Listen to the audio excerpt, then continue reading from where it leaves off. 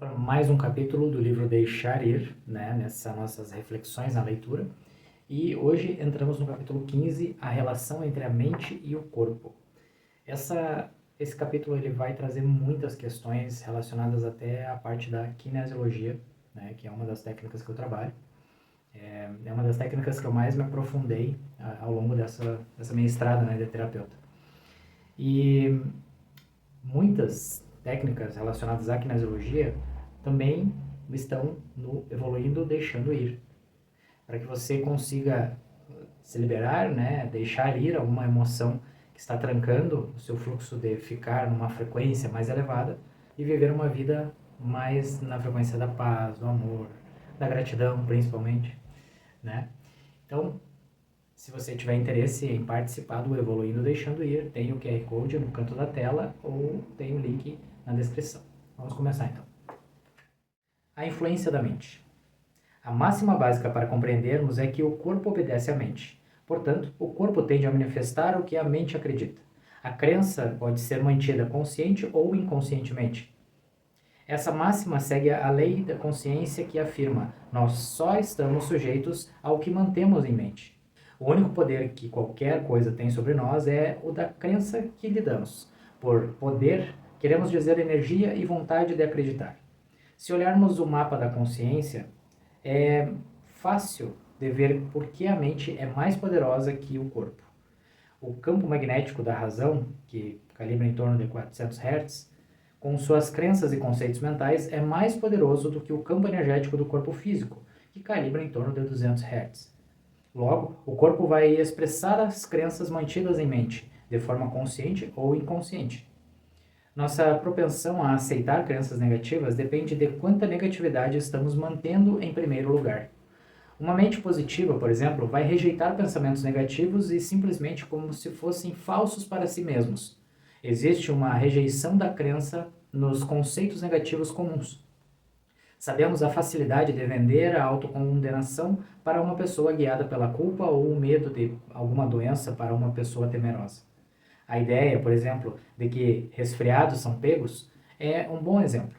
O pensamento de que todo mundo pega um resfriado será adotado por uma pessoa que tem culpa, medo e ingenuidade quanto às leis da consciência. Por causa da culpa inconsciente, o indivíduo sente inconscientemente que merece uma gripe. O corpo obedece à ideia da mente de que resfriados são pegos por vírus, que são atraídos e contagiosos. Logo, o corpo, que é controlado pela crença da mente, manifesta o resfriado.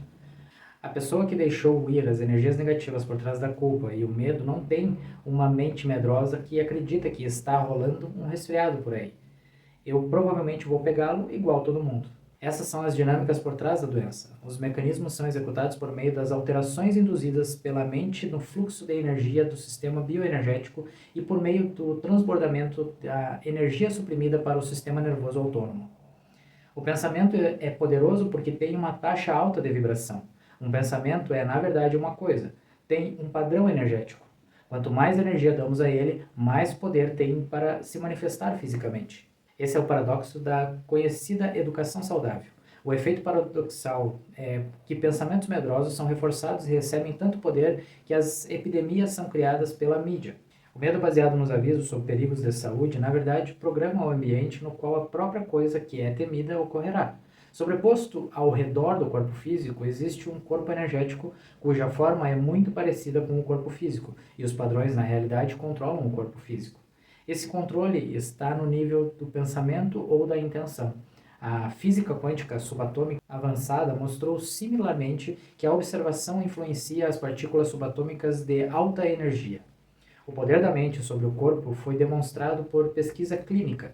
Por exemplo, em um estudo foi dito para um grupo de mulheres que receberiam injeções de hormônios para que seus ciclos de menstruação começassem 2 semanas mais cedo. Na verdade, foi dada apenas uma injeção com placebo de salina.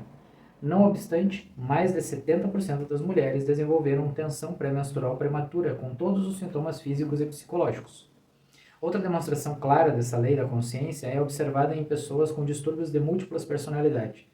Embora fossem considerados raros, é visto hoje que distúrbios de múltipla personalidade são relativamente comuns.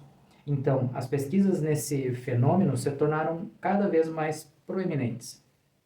Foi mostrado que as diferentes personalidades em um corpo têm diferentes acompanhamentos físicos. Existem, por exemplo, mudanças nas ondas cerebrais detectadas pelo eletroencefalograma, assim como mudanças em suas destrezas e caligrafia, limiares de dor, respostas elétricas da pele, QI, ciclos menstruais, dominância expandida cerebral, habilidade linguística, sotaque e visão. Assim, quando a personalidade que acredita em alergias está presente, a pessoa se torna alérgica. Mas, quando outra personalidade está presente no corpo, a alergia desaparece. Uma personalidade pode exigir óculos e outra talvez não precise deles. Essas personalidades diferentes, na verdade, apresentam diferentes notáveis na pressão intraocular e em outras medidas fisiológicas. Esses fenômenos físicos também mudam em pessoas normais sob influência da hipnose. Alergias podem aparecer ou desaparecer por simples sugestão. Pessoas que receberam a sugestão de serem alérgicas a rosas enquanto estavam sob hipnose vão começar a espirrar quando saírem do estado hipnótico e verem um vaso de rosas na mesa do médico, mesmo se as rosas forem artificiais. O Sir John Eccles, ganhador do Nobel, declarou que depois de uma vida inteira de estudos, descobriu que o cérebro não é a origem da mente, conforme ciência e medicina acreditavam, mas o contrário. A mente controla o cérebro, que age como uma estação receptora, como um rádio, sendo os pensamentos semelhantes a ondas de rádios e o cérebro similar ao receptor. O cérebro é como uma programação receptora, um quadro de distribuição que recebe formas de pensamentos e as traduz em operações neuronais e armazenamento de memórias. Por exemplo, até recentemente acreditava-se que os movimentos voluntários dos músculos se originavam no córtex motor do cérebro. Mas agora, conforme o estudo, a intenção do movimento é gravada pela área motora suplementar do cérebro próxima ao córtex motor. O cérebro é, portanto, ativado pela intenção da mente e não o contrário. Vimos isso em muitos estudos de imagens cerebrais feitos em pessoas durante a meditação.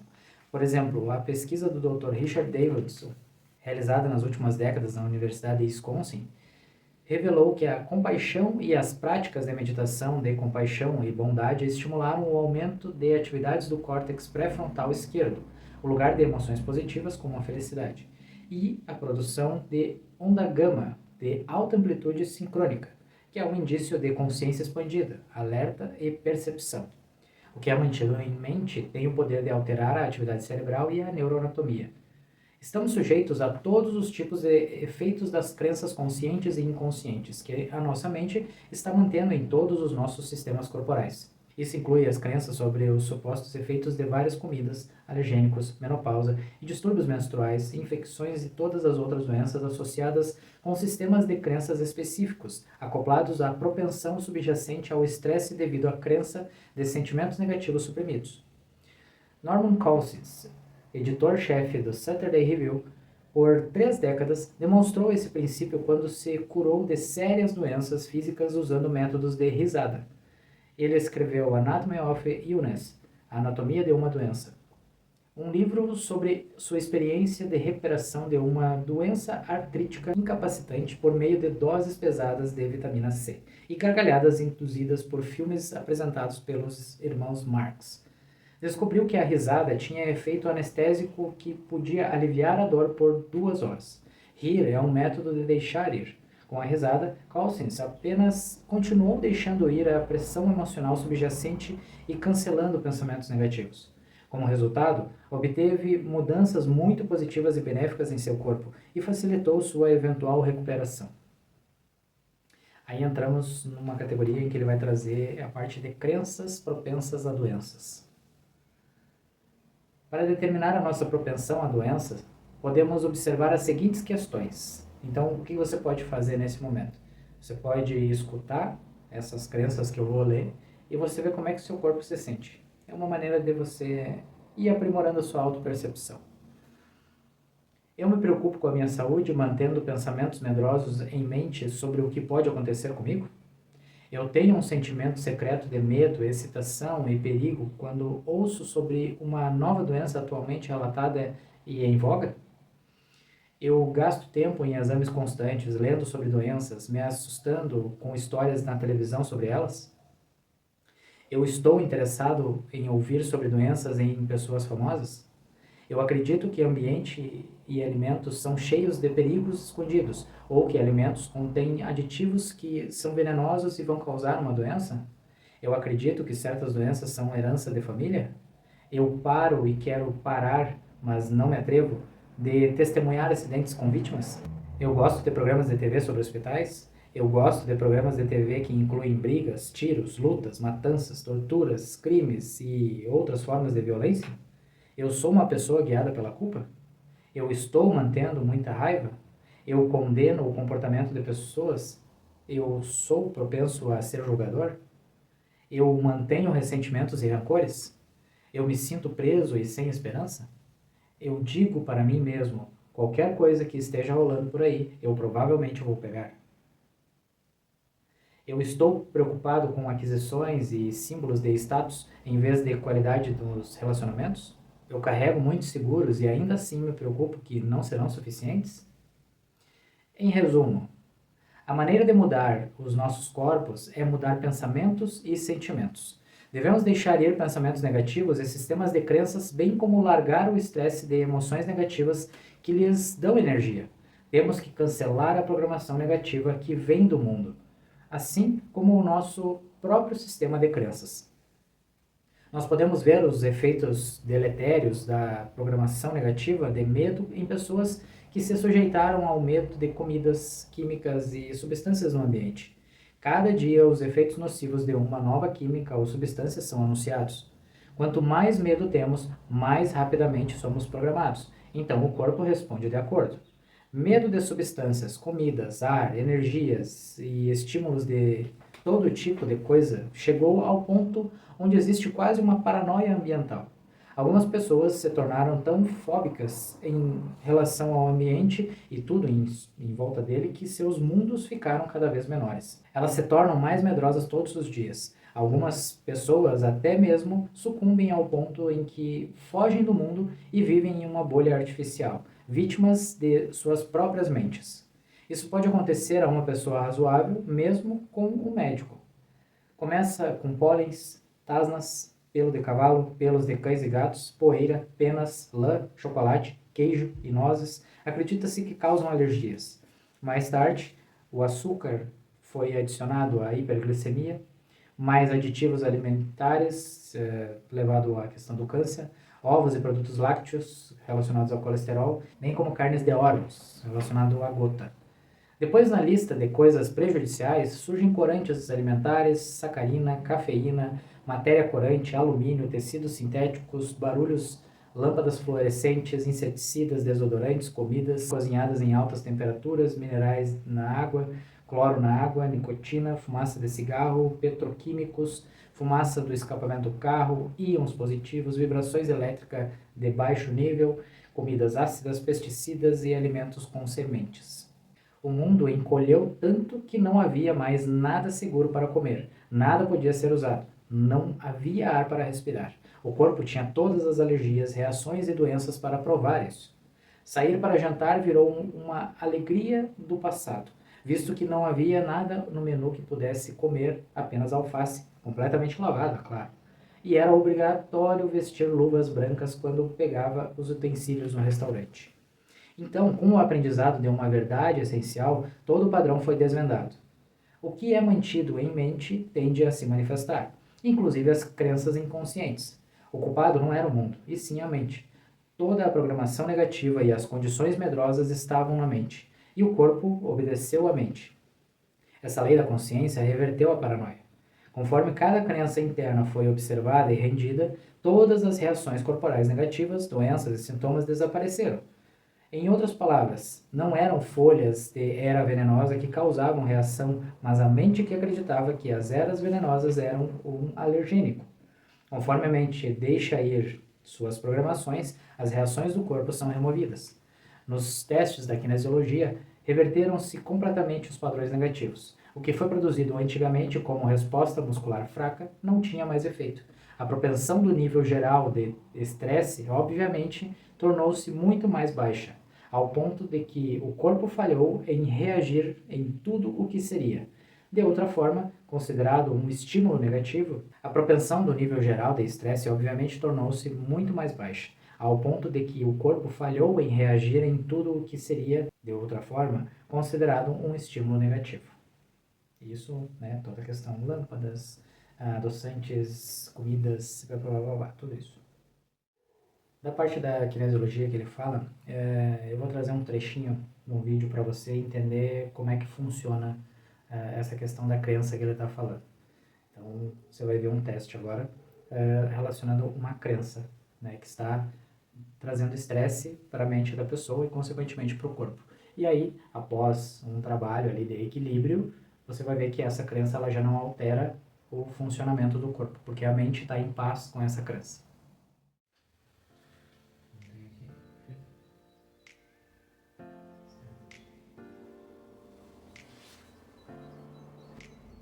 Essa é a afirmação. Eu tenho capacidade para assumir cargos mais elevados no meu trabalho. Tá, beleza. Mostra que tu não está confiante nisso.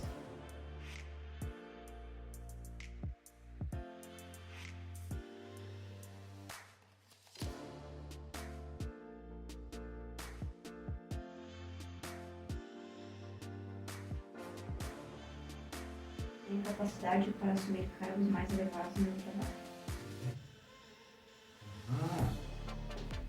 Ainda não é? Eu tenho capacidade para assumir cargos mais elevados no meu trabalho. Não tem? E agora, vamos para o outro tópico. Comparação com outras técnicas. Conforme vimos, o estresse surge de dentro como resposta a um estímulo. O estressor, na verdade, é a pressão das energias emocionais suprimidas e reprimidas, que são um reflexo da nossa consciência de baixo nível geral. Portanto, é o conteúdo da nossa consciência que precisa ser mudado para eliminar e prevenir o estresse. Os tratamentos normalmente prescritos para o estresse são similares aos tratamentos no campo da medicina. Eles tentam consertar o dano feito pelas doenças que já temos, em vez de curar a causa interna delas. Conferências sobre estresse, por exemplo, incluem rotineiramente os tópicos a seguir: aromaterapia, oficina de exercícios físicos, acupuntura para distúrbio de estresse, biofeedback, quiropraxia, regulação de estresse, nutrição, perfil de exercício e ginástica, homeopatia, treinamento autogênico, cura holística, massagem e trabalho corporal, tanques de flutuação, equilíbrio dental, técnica de desenrolamento por utilização de movimentos corporais. Como podemos ver, as abordagens comuns lidam apenas com consequências e danos resultantes da síndrome de estresse. Nenhum deles lidam com as causas básicas. Todos envolvem procedimentos relativamente complicados e demorados, e não são fáceis de aplicar na prática. Como exemplo, digamos que estamos dando um discurso ou palestra. Estamos em evidência. É impraticável parar no meio de um discurso e fazer um exercício de respiração, entrar em transe hipnótico, nos espetarmos com agulhas de acupuntura ou nos enfiarmos em uma máquina de biofeedback. Quão acessível é um tanque de flutuação no meio de uma discussão familiar? Visto que essas abordagens são temporárias, demoradas e frequentemente caras, as pessoas as tentam por um curto período com entusiasmo, mas esse entusiasmo some porque basicamente nada realmente mudou. As mesmas percepções básicas do mundo persistem. As mesmas pressões emocionais estão lá. A personalidade se mantém a mesma. As circunstâncias da vida não mudaram. O nível de consciência do indivíduo não foi alterado. A psicologia da pessoa é a mesma. As expectativas continuam como antes e a vida, portanto, continua a mesma. Sem mudança de consciência, não existe redução real do estresse. Apenas as consequências são melhoradas. Todas essas técnicas posteriores e tratamentos ajudam e, com frequência, aliviam determinada condição, trazendo algum alívio, mas deixam a base do problema intocada. O indivíduo pode seguir com todas essas técnicas e ainda assim continuar a ser a mesma pessoa propensa ao estresse. Em nossa experiência, o uso consciente do mecanismo de rendição é mais efetivo na abordagem de doenças crônicas de estresse. Doenças começam a se curar espontaneamente porque a causa emocional foi removida, e tratamentos adicionais se tornam desnecessários. No caso incomum de doença persistente, que não é eliminado pela rendição de pensamentos e sentimentos negativos, fatores desconhecidos como inclinações kármicas podem estar operando. Em tais casos, rendemos o desejo de mudar ou controlar a nossa experiência de vida e aguardamos por descobertas interiores futuras sobre a origem e o significado da doença. Rendição em grande profundidade é completa quando uma pessoa deixa de precisar ou desejar que ocorra a cura física. Um estado de paz sobre a situação é alcançado quando todos os três aspectos da doença, físico, mental e espiritual, foram abordados e o resultado final, ou a recuperação almejada, tenha sido rendida. A paz vem com uma rendição interna total para o que é. Então, assim, para quem nunca fez uma sessão comigo, dentro do que eu trabalho usando muito da kinesiologia. E a kinesiologia, ela dá essa capacidade de acessar a mente e entender o que está gerando todo o estresse, todo o problema. Associado a isso, eu ainda coloco algumas interpretações da metafísica, da medicina germânica e outras ideias que tem nessa relação corpo-mente. E muitas pessoas, quando elas fazem a sessão, elas já mudam muito dos seus padrões. E claro, isso não é algo assim, né? Numa sessão vou resolver tudo. Às vezes acontece, mas há necessidade de você ir se trabalhando também. Às vezes a sessão que eu faço vai trazer umas viradas de chave, por assim dizer, e o resto você vai ir aplicando no seu dia a dia e vai interagir com o mundo de uma forma diferente. A ideia é fazer com que a sua consciência esteja mais desperta, que as limitações, que muitas delas estão no seu subconsciente, elas consigam ser limpas, por assim dizer. E aí você consegue agir de forma consciente sem aquelas limitações que estão no subconsciente. Então, se você quiser trabalhar mais profundamente as suas questões, as suas limitações, entende que você não consegue sair de alguns pensamentos, algumas emoções, vamos fazer atendimentos, vamos organizar a sua mente e assim organizar o seu corpo e também organizar a sua parte espiritual também. Porque tem muita relação. Como ele disse, às vezes algumas questões que fogem a essa causa de mente e corpo podem ser de plano espiritual. E aí a gente pode trabalhar isso também. Então, gratidão por ter assistido e escutado mais esse capítulo. E no próximo capítulo a gente entra nos benefícios de deixar ir. Então, até mais.